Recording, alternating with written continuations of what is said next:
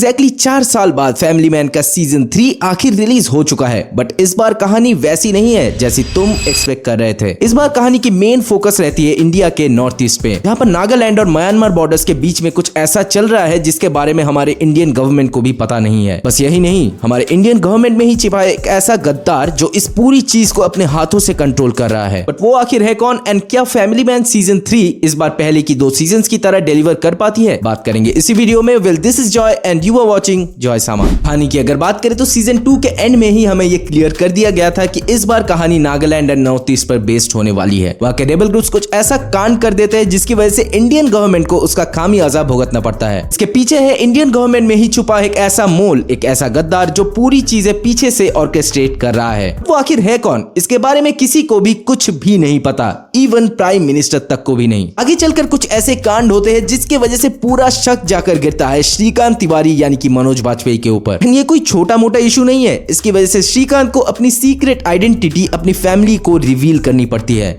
उसके बाद वो और उसकी फैमिली भागते हैं, लिटरली भागते हैं एंड उनको तब तक भागते और छुपते रहना पड़ेगा जब तक श्रीकांत के ऊपर से ये खतरा टल नहीं जाता। वैसे तुम श्रीकांत को इस प्रॉब्लम से तो नहीं निकाल सकते, बट हमारी प्रॉब्लम जरूर सॉल्व कर सकते हो इस वीडियो को एक लाइक और चैनल को सब्सक्राइब करके। हमारी ये छोटी सी सपोर्ट हमारे चैनल को आगे ले जाने में बहुत ज्यादा हेल्प करती है। बहरहाल आगे वीडियो में बढ़ते हैं। बट खतरा सिर्फ एक तरफ से नहीं बल्कि 2 तरफ से होता है। यहीं पर सीरीज में एंट्री लेते हैं Jaideep Ahlawat as the villain Rukma, जो नागालैंड का ही एक ड्रग लॉर्ड है एंड ये इतना डेस्परेट है कि पैसे के लिए किसी को भी खत्म कर सकता है, किसी को भी। तो आगे चलकर कैसे श्रीकांत और इन सब की लाइफ एक साथ ओवरलैप करती है, इसके बारे में ही है ये सीजन 3। ये सीजन कुल 7 एपिसोड्स का है, जिसमें से हर एक एपिसोड लगभग 1 घंटे का पकड़ के चलो तो पूरी सीजन का लेंथ लगभग हो जाती है 6.5 से 7 घंटे के बीच में। अब नॉर्मल स्पाई थ्रिलर्स जब यहाँ पर होते हैं तो फैमिली मैन यहाँ पर, एंड उसकी यूएसपी यही है कि वो सिर्फ एक स्पाई थ्रिलर को नहीं बल्कि एक फैमिली मैन की लाइफ को भी दिखाती है, जिससे एक तरफ अपनी फैमिली लाइफ और दूसरी तरफ अपनी स्पाई वाली लाइफ बैलेंस करनी पड़ती है। एंड उसमें जो सारा कुछ मेसअप होता है, जो ट्रबल्स क्रिएट होते हैं, वही है the family man. But to be honest, इस सीजन में हमें फैमिली मैन का वो रूप देखने को नहीं मिलता। इस बार कहानी श्रीकांत और उसकी फैमिली से हटकर एक नेशनल लेवल, एक जियोपॉलिटिकल लेवल पर चली जाती है। स्केल को बड़ा दिखाने के चक्कर में फैमिली मैन का जो रूटेडनेस, जो ग्राउंडेडनेस था, उसको ही वो लोग भूल चुके हैं। अब इसका मतलब ये नहीं कि पूरी सीजन ही खराब है, तुम बिल्कुल भी नहीं देख सकते, ऐसा कुछ नहीं है। हम यार ओजी श्रीकांत तिवारी के फैंस हैं, तो अगर तुम वही एसेंस उससे छीन लोगे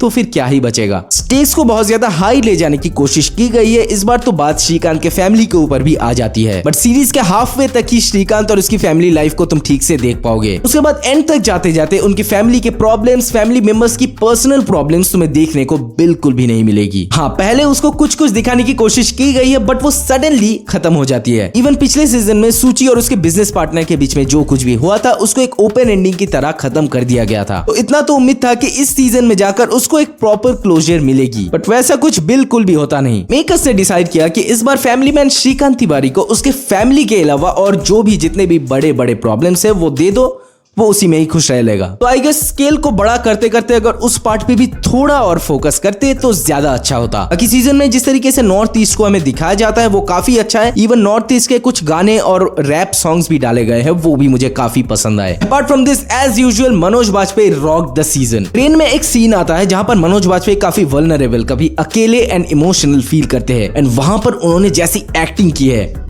भाई साहब, you know an excellent actor by seeing his not acting at all. Shrikant की अगर बात करें तो जेके की बात ना करे ऐसा तो हो ही नहीं सकता। उन दोनों के बीच के जो बैंटर्स थे वो काफी ह्यूमरस एंड फनी थे एट प्लेसेस, एंड श्रीकांत की गालियों का तो तुम्हें पता ही है, वो एक बेस्वाद खाने में मसाले का काम करती है, यानी कि सीरीज में जान डाल देती है। एंड सच बताओ तो इस बार सीरीज की जान मनोज वाजपेयी नहीं बल्कि जयदीप एलावत है। उनका character as Rukma feels very very real. उसके आइडियल्स एंड मैनरिज्म्स है, उनसे तुम कनेक्ट कर पाते हो। इवन बहुत सारे सीरियस मोमेंट्स है जहां पर वो नॉर्मली एक डायलॉग बोलते हैं, बट वहां पर तुम्हें हंसी आ जाएगी। जब मनोज वाजपेयी या उनका आमना सामना होता है, उस सीन से मैंने कुछ ज्यादा एक्सपेक्ट किया था, बट वो सीन ऐसे आता है और चला जाता है। अब ऐसा समझ लो कि वो मोमेंट लगभग आता है सीरीज के एंड में, तब तक तुम बहुत सारा टाइम दे चुके हो एंड एक्सपेक्ट करते हो कि ये वाला मोमेंट तो भाई सिनेमैटिक होगा, बट वो पे ऑफ जितना एक्सपेक्टेड था उतना डिलीवर नहीं करता। निम्रत कौर का कैरेक्टर शुरू में तो पावरफुल फील होती है, बट सीरीज जैसे जैसे आगे बढ़ती है वो गायब सी होती जाती है। याद है ना कुछ दिनों पहले किंग से शाहरुख खान के इस जैकेट को लेकर कितनी ज्यादा कंट्रोवर्सी हुई थी। उस पर मैं ज्यादा कुछ नहीं कहूंगा, बस इस वाले सीजन से मैं इस इमेज को यहाँ पर ऐड कर देता हूँ, बाकी का काम तुम लोग कर लेना। एंड तक अगर आ ही गए तो सीरीज की एंडिंग, बाप रे, उस पर बात ना ही करे तो अच्छा होगा। इतना सब कुछ होने के बाद फिर एक ओपन एंडिंग। जैसे पिछले वाले सीजन्स में कहानी को एक कंक्लूजन मिलता था, यहाँ पर कहानी खत्म ही नहीं होती। बहुत सारे ट्विस्ट यहाँ पर देने की कोशिश की गई है, बट उनमें से एक भी मेरे लिए वर्क नहीं करती। इस सीजन को पूरी तरीके से देखने के बाद ये लगता ही नहीं कि इसे राज एंड डीके ने लिखा है। भाई मुझे पता नहीं वो स्त्री 1 वाले राज एंड डीके कहाँ गए, उनको प्लीज कोई वापस ले आओ यार। उन लोगों से हमें अगर ऐसी स्टोरी देखने को मिले तो हम उम्मीद किससे रखेंगे। रिसेंटली जैसे वन पंच मैन के सीजन 3 के साथ भी हुआ, अब तो मुझे लगने लगा है कि season 3 curse is real. But I hope कि नेक्स्ट सीजन में इसकी स्टोरी पर और थोड़ा सा काम किया जाए एंड हमें वो पुरानी जो फैमिली मैन की वाइफ थी, जो एसेंस थी, उसको वापस देखने को मिले। बाकी मेरी तरफ से इस सीजन को 3 आउट ऑफ 5 स्टार्स। सीरीज में एज यूजुअल भर भर के गालियां हैं एंड कुछ कुछ किसिंग सीन्स भी है, इसीलिए बच्चों के साथ ना ही देखो तो अच्छा होगा। अगर तुम्हें फैमिली मैन पसंद है तो फिर डेफिनेटली इस सीजन को एक बार ट्राई कर सकते हो। इसकी अपनी बहुत सारी खामियां हैं, but overall it is a good watch. बाकी तुम्हारे इस सीजन के बारे में क्या राय है ये हमें कमेंट्स में जरूर बताना। तो के लिए हम मिलेंगे आपसे अगली वीडियो में। Peace out.